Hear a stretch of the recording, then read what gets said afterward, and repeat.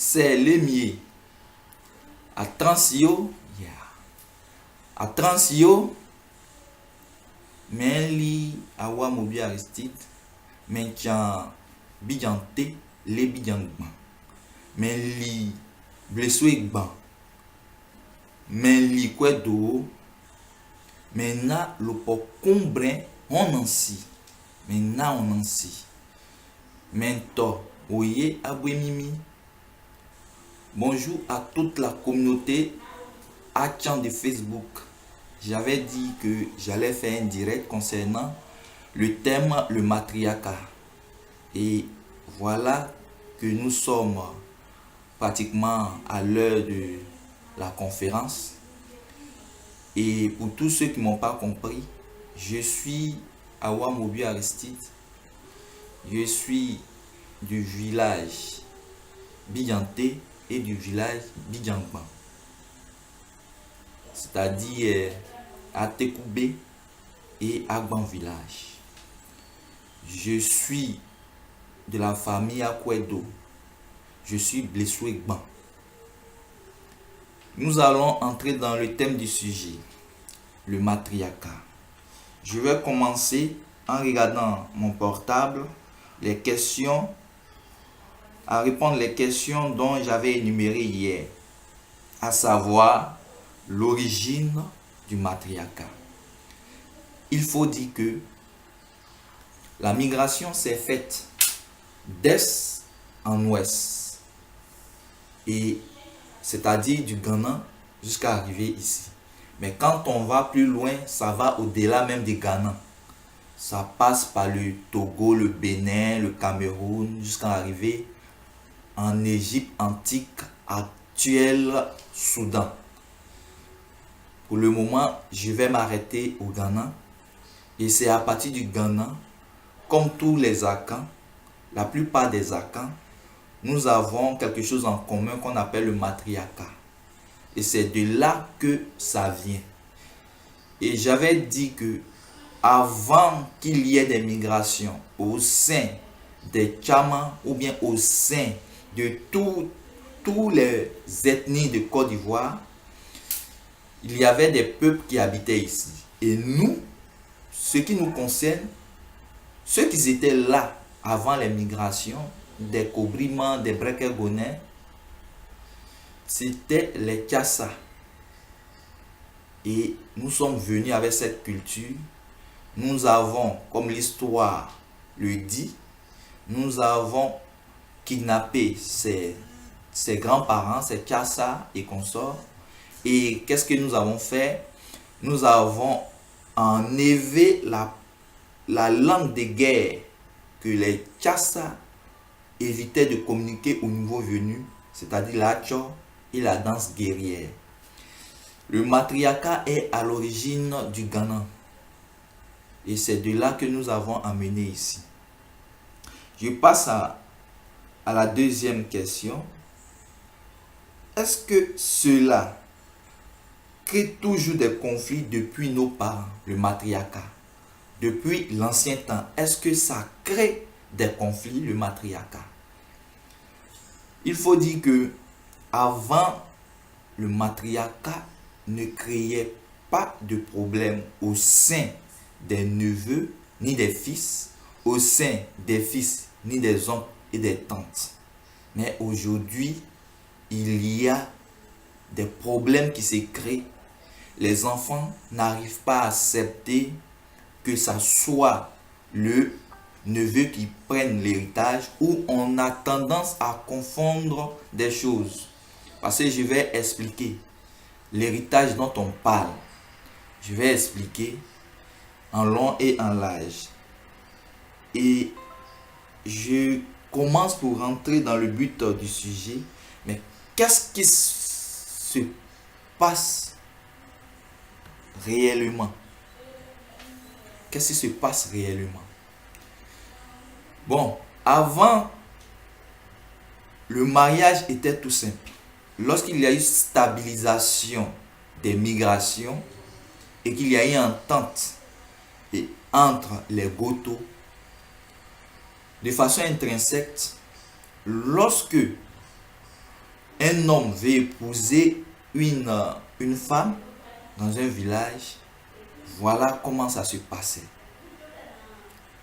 La femme était dans l'autre village, dans son village, que je nomme par exemple B, et l'homme était dans le village A. L'homme se déplaçait pour aller dans le village B en vue de voir sa femme, en vue de marier cette dernière. Et par consensus, les parents de la fille trouvaient une maison pour cette dernière afin que son homme puisse rester. Et il trouvait cette maison où? Dans le village de la fille, ou dans le village de la femme en question. Et lorsque la femme restait là-bas, elle faisait tout dans son village. Et c'était à l'homme de se déplacer pour aller dans le village de la femme. Il quittait alors le village A pour aller dans le village B. Et lorsqu'il faisait ses enfants restaient dans le village B, c'est-à-dire dans le village de la femme en question. Vous voyez déjà, les enfants sont pour le monsieur. Mais ces enfants sont où? Dans le village de sa femme. Donc, ces enfants aidaient principalement la dame, aidaient principalement tous ceux qui sont là-bas. C'est-à-dire, non seulement la dame, mais les frères et sœurs de la dame en question. Alors, nos parents disaient comme ça, les enfants du monsieur qui sont dans la maison de la femme en question, c'est-à-dire dans l'autre village B, sont pour la femme, sont pour les frères, et il faut souligner qu'ils sont aussi pour les sœurs de cette dernière. Et c'est pourquoi on disait que l'enfant de ta sœur, si c'est une femme, l'enfant de ta sœur sont tes enfants. Je reviens sur le monsieur. Le monsieur aussi a des frères et sœurs. Et je vais me focaliser sur les sœurs. Un autre monsieur quitte un village C et vient se marier dans le village A du monsieur. Il fait ses enfants là où le monsieur est, c'est-à-dire là où ses frères, ses sœurs sont. Donc principalement ses sœurs. Et ces sœurs-là font des enfants. Et les enfants que ces sœurs ont fait appartiennent à qui? Au monsieur en question. Parce que ces enfants sont là où le monsieur vit. Et ils aident le monsieur. Et c'est comme ce sont les enfants du monsieur qui sont là. Ce sont les enfants de ses sœurs qui sont ses enfants. Ces enfants sont habilités à aider le monsieur et ces enfants sont habilités à faire tout pour que le monsieur soit à l'aise. Et voilà comment se faisaient nos mariages au sein des villages. Et si on va plus loin, le monsieur se déplaçait dans la nuit souvent pour aller voir la femme, sa femme en question. Et cela ne posait pas de problème et tout était clair. C'est-à-dire que les enfants du monsieur sont les enfants de la sœur de sa femme. Et les enfants, c'est-à-dire les enfants du monsieur, les enfants que le monsieur a engendrés. Maintenant, ce qu'on appelle même les enfants du monsieur en question, ce sont les enfants de ses sœurs. Parce que c'est eux qui aident. Les enfants se basaient sur ceux qui restaient dans le village et qui aidaient une personne quelconque, une personne lambda. Et c'est comme ça se passait. Il n'y avait pas de problème en son temps. Maintenant, je continue pour dire que comment est-ce que l'héritage en question se faisait? Puisque c'est les enfants du monsieur, c'est-à-dire les enfants de sa sœur ou de ses sœurs qui restaient avec le monsieur et qui aidaient le monsieur, c'est eux qui prenaient l'héritage. C'est eux qui prenaient l'héritage. Parce que c'est eux, les neveux, les nièces, qui ont aidé toute la vie du monsieur, qui ont aidé le monsieur toute sa vie. Et c'est eux qui aidaient cette personne-là. Donc c'est à eux l'héritage. Et il s'agissait de quel héritage? Il s'agissait de l'héritage familial. Avant, nous, nos parents, on ne bougeait pas, on ne construisait pas assez. Et rare même qu'on construisait au-delà de nos villages. Et c'était nos grands-parents qui avaient construit, et de génération en génération, nous léguons la maison familiale et les biens familiaux. Et voilà que nos grands-parents construisent. Ils ont fini de construire et les neveux héritent. Mais quel est le rôle du neveu? Le neveu ne doit ni vendre, ni détruire les biens ou l'héritage qui a été légué, qui lui a été légué.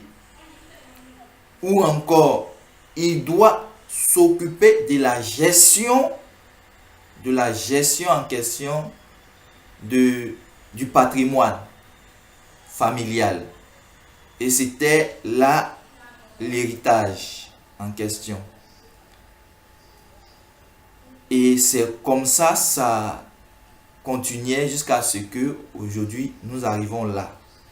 Mais je dis encore que la nouvelle génération a vécu beaucoup de choses à travers des choses nouvelles que je vais expliquer tout à l'heure. Et qu'est-ce qui se passe réellement? Le neveu est en train de gérer le village, plutôt la maison familiale, et à force de gérer la maison familiale, nous, les enfants de maintenant, on se dit que la maison nous appartient. Parce que aujourd'hui, c'est pas l'homme qui se déplace pour aller marier la femme dans son village, dans le village de la femme en question. Mais les lois occidentales ont créé beaucoup de choses. Et c'est là le nœud fondamental. Je reviens pour dire aussi que concernant l'héritage, aujourd'hui, nos parents, à part les maisons dans les villages, la maison familiale, ils ont construit ailleurs. Ces maisons-là appartiennent aux enfants du monsieur, c'est-à-dire les enfants que le monsieur a engendrés. Il ne faut pas confondre. Les gens ont tendance à faire des palabres sur l'héritage en question. Souvent même, ils vont au-delà parce que peut-être que le monsieur a construit dans le village. Non, je dis non. La tradition ne dit pas cela. On dit la maison familiale, les biens familiaux. Donc, je continue encore en disant que quand on regarde aujourd'hui l'évolution des choses, l'homme ne va pas marier la femme dans son village. C'est ce qu'il était en train de dire tout à l'heure. Mais la culture occidentale dit quoi? Si tu as épousé une femme, il faut la prendre, tu vas la mettre dans la maison. Voici là où le problème a débuté. Et il y a des lois qui ont été écrites aujourd'hui qui diffèrent de la loi de la tradition, comme certains ont énuméré en commentaire lorsque j'avais fait le post. Voici le nœud du problème. Avant, on partait marier la femme chez elle et nos enfants restaient dans le village de nos femmes. Mais aujourd'hui, ce n'est pas le cas. Et il y a un parallélisme. C'est-à-dire que les problèmes sont antagonistes et ne se touchent jamais. Problème traditionnel et problème occidental.